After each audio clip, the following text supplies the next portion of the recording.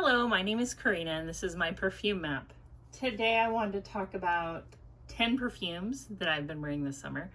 And I know we're only about 10 days into summer, but these are the ones that I'm grabbing and they've kind of been sitting on top of my shelf. The way I have my perfumes is I have a little shelf under like I don't know what this kind of table is called, but it's like a long table that you might set under a window to put plants on. But I just have like a lace tablecloth on top of it. And then as I'm digging through perfumes, like some will accumulate on the top, and then those tend to be the ones that like I keep wearing. And the reason why I think a video like this is sort of fun is that a lot of times when I'm trying to think of a video, I'll come up with like a theme, or I'll think of, you know, things in my collection that kind of go together, and then I'll make that video. But these are the fragrances that I'm actually just like wearing because they just seem like the right fragrance to wear. And then you can, I don't know if you can tell, but there's more than 10 here because I pulled out some fragrances that smell, oops, I did not mean to leave that one there. Bye, Charlie. I pulled out some fragrances that, you know, maybe they have something in common with one that I've been wearing, or I'm wearing it because I was wearing something else and it made me think of this one. So yeah, let's start. So the one I'm wearing today, and one that I've been wearing quite a lot, and I've talked about this a couple times because I bought this in a lot. And when I first got it, I just thought like, I don't know, kind of boring. And then the second video I made, I talked about how this kind of reminds me of like a fragrance that would be in on a scent strip in a magazine, like an insert. But I really have come to appreciate this fragrance. This is Kenneth Cole Reaction for Her. Let's see what it says on the bottom. This is the EDP, and you can buy this one right now on FragranceNet for less than $30 for this big, you know, 100 ml bottle. And basically this is like an aquatic kind of fruity cotton candy vetiver, which I think is really interesting. And it's kind of a green smelling vetiver fragrance. And I just really like it. It's one of those fragrances that when you first smell it, it's a little bit meh. Like maybe it smells a little bit boring or just, you know, kind of designery or whatever, but it wears really well. It smells really fresh and clean. It's got a hint of cotton candy. I think that's what is really interesting, is like this fragrance came out in 2005. So I think it's kind of pre, you know, cotton candy just blast everywhere, but it's there and it's kind of like hiding. It's just like there's a little wisp of cotton candy. It's like a perfect summer fragrance. It's like you have a green kind of vetiver, you have the fruits and the melon, and there's a little bit of cotton candy, like maybe you're at like a water park or, you know, like a theme park or something. And I love it. I think that when I go through this bottle, I'll probably get it again if it's still a good deal. And I also wanted to mention that, so a lot of these fragrances I've bought used, and I just wanted to let you know that once they're in my collection for, you know, once I've like put them in here, they don't feel used to me. They just feel like my fragrances. They just have like a huge dent in them. And if I have a fragrance with a huge dent, it's probably not because I made it. It probably came that way. And that's why, you know, this one is the way it is. But I love it and I'm gonna keep wearing it. The next one that I have been wearing, this one's pretty new to me. I bought this at Burlington not too long ago. This is Guess 1981. And I think I first heard this on Shauna J's channel. Like I think she was really talking this one up a long time ago. And I put it in my cart and I, you know, took it out, or it sold, and I just never bought it. But I saw it at Burlington and it was $16.99. And this is, I'm pretty sure this is an EDT. Yeah, EDT 1.7. And it's amazing. It's really good. People compare it to Mojave Ghost. The only Mojave Ghost I have is like a dupe oil, and it does smell a lot like Mojave Ghost. Mojave Ghost, the oil I have at least, has more of like, there is something in it that's a little bit like woodier or maybe like a vetiver, something like that. And this smells lighter, but that, you know, that kind of airy smell that is in Mojave Ghost, this definitely has that.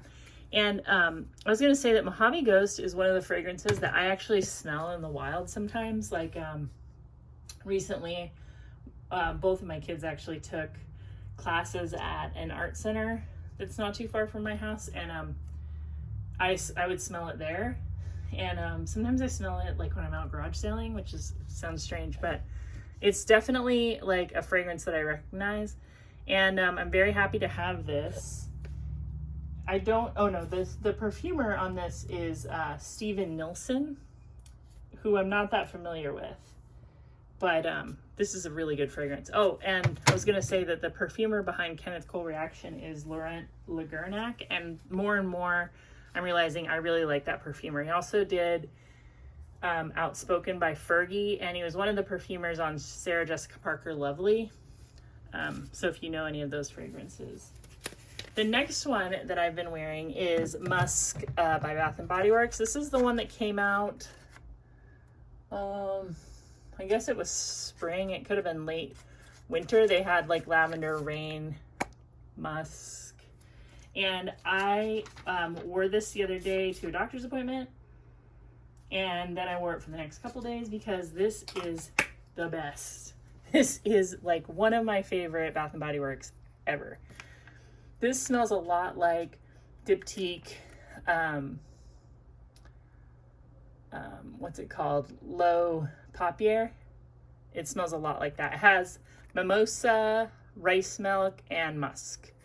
And it's fantastic smelling. There's something about it that reminds me of like cinnamon oatmeal or something like that, which sounds really weird, but it's like a comforting, musky, papery, super clean, warm skin musk.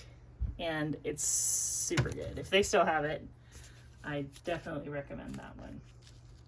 The next one I have been wearing is this one that I also bought in a lot, and when I showed it to you before, I was like, yeah, I don't know. This is Viva La Juicy. It's either rose or rosé. Let me see. I think it's rosé. It's hard to tell because of the glitter. It could just be rose. Viva La Juicy Rose. But what I get from this one is rose, pear, and ambroxan. Oh my gosh, it's so good. And I'm not a big fan of Viva La Juicy. I kind of want to smell it again to see if maybe I've changed my tune. But this smells really good. You can smell the pear, you can smell the rose. There's other notes in it too, but this is mostly what I'm getting. It's like a really modern smelling ambroxan balm. Super long lasting and super fresh. I feel like the rose is a very fresh smelling rose, so that pear is not like, pear and ambroxan could probably be really heavy. I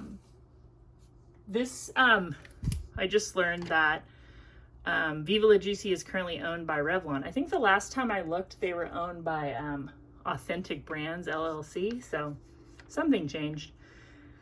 So yeah, another Revlon brand, and this is great. And you can get a bottle of this for under $40. Of course, I probably bought it for $2, and I'm not saying that to make you jealous. I'm saying that to encourage you to buy used fragrances. It's full, and it was just part of a lot. The next one I've been wearing is another fragrance I got from a lot.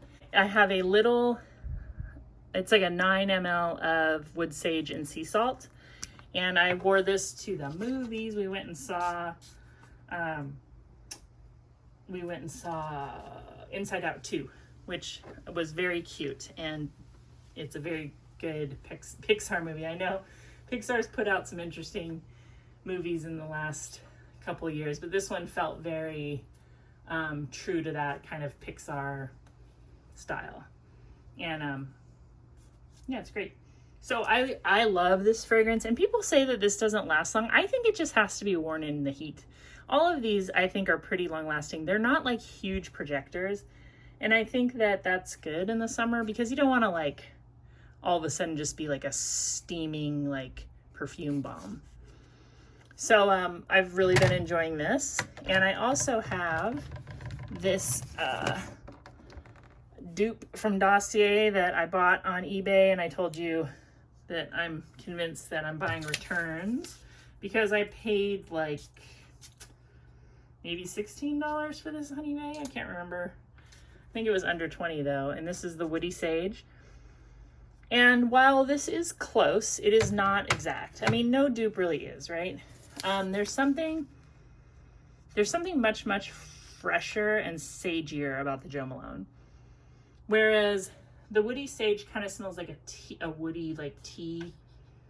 Like, I don't really feel like I'm smelling sage with the Woody Sage as much as with the Jo Malone. You get that kind of, how do you describe the smell of sage? Is it like camphor, something like that? Sort of eucalyptus-y, like a very green, like medicinal almost. But it's pretty good, and it's pretty long lasting, mostly because I think it has like a woody, you know, kind of synthetic woody thing going on. So those have been really great. And then I've been wearing Sunflowers. Now I liked this from the moment I put it in my collection. I was surprised when I got it because I thought, oh, I know that fragrance. But then when I took it home, or when I opened it and I smelled it, I thought, I don't think I do know that fragrance. Like, I was expecting it to be way more aquatic, and it is aquatic, but what it really, really smells like to me is an orange smoothie at the beach. And when I say orange smoothie, I don't mean like orange and bananas or orange and ice cream, you know, I mean like a smoothie that would be made by like some kind of like raw foodist yoga group that's on the beach, and they have like their little smoothie hut, and they all are wearing like sarongs, and they look like incredibly healthy, and you buy their smoothie because you're convinced that you too can like look 23 years old and like yoga fit. And when you drink it, you actually believe it because it's like it's like a herbal orange smoothie, and then there is some aquatics in the background, but it almost smells like two separate things. I love it. And this is very long lasting and very strong. I love Elizabeth Arden Sunflowers. I don't know why I had a memory of it that was just a pure aquatic. It's mostly citrus smoothie, citrus and herbs. It's not very sweet. I think that's what it is. It's like, it smells orange, but it's not a sweet orange. And it's not like a bathroom spray orange. So there's that. And then I have been really enjoying my new to me bottle of Dolce & Gabbana Light Blue. And I just want to say that I don't think that there are performance issues with this fragrance. I think this fragrance is pretty long lasting. It's not like a huge projector. It's a lot like kind of wood sage and sea salt in that way. But it smells really good. It smells really clean. I know there's people who don't like it, and that's totally fine. I like it. I just feel like it smells like a nice fragrance, like hard to dislike. Just pretty, lemony, a little bit woody, nice and blue, like definitely like a blue kind of aquatic smell. Really similar to Bath and Body Works. What is that one? I really like it. It's like sea salt and something. Not the one that I think smells masculine. Oh, I don't know. I'll try to put it in the notes. But it smells good and it smells classy, and I mean, you might be able to find it used really cheap. I did, but if you do buy it new, it's about $65 for this large bottle. And the perfumer is Olivier Cresp. So the next one that I've been wearing, this one will be a little bit surprising because I always talk about this in a negative way. And this is Lattafa Awaan. And the reason why I've been wearing this one a little bit is because one day I wore Rihanna Rebel Fleur, and I was like, that reminds me of this one. And then I was wearing Charlie Red, and I thought, that kind of smells like it too. So I have been wearing this like one spray sometimes on my chest at night because here's my current review. This smells, oof. The opening is the weirdest. The opening smells like this super green synthetic mentholated patchouli mixed with citrus, which in my opinion is just not a good combination. They don't smell good together. Under that is a tuberose that smells like the exact same tuberose that's in Charlie Red. And in the dry down actually smells pretty okay. Now, people will say like fruity, caramelized fruit, orange blossom. To me, it is a very, very hot green patchouli and sandalwood and tuberose. I would never buy this again, but there is something similar to it to Rebel Fleur. So like, I feel like if I really liked Rebel Fleur, I might really like this. And like I said, the tuberose in there is the kind of tuberose that I kind of like. It's just like, the citrus patchouli mixture is weird. I think if it was like a really earthy patchouli with citrus, I might like it better. But it's just that it's like hot and green. It's like hot and steamy. It's like ooh. But you know what? As it dries down, I get something in there that I like.